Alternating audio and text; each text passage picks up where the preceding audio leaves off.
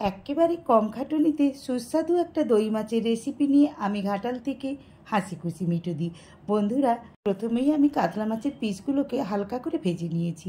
ওই তেলের মধ্যে একটুখানি মেথি আর কাঁচা লঙ্কা, অল্প একটু পেঁয়াজ দিয়ে একটুখানি ভেজে নিলাম।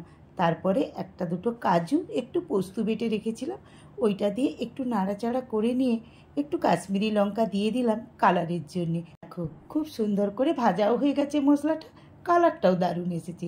ফ্যাটানো দইটা দিয়ে অল্প একটু বাটি ধোয়া জলটা দিয়ে দিলাম। স্বাদ অনুযায়ী নুন দিলাম, অল্প একটু ব্যালেন্স করার জন্য চিনিও দিলাম। মশলাটা একটু ফুটে উঠতে ভাজা মাছগুলো দিয়ে দিলাম। তো বন্ধুরা, কেমন লাগলো তোমাদের এই বিনা ঝঞ্ঝাটে ঝটপট দই মাছের রেসিপিটা? তো তাড়াতাড়ি বানিয়ে নিও, খেতে দেখবে দারুণই হয়েছে। দেখো, দই মাছটা ভালো মতো ফুটে গেছে। এবারে একটু গরম মশলা দিয়ে একেবারে রেডি হয়ে গেল আমার দই কাতলা। টাটা।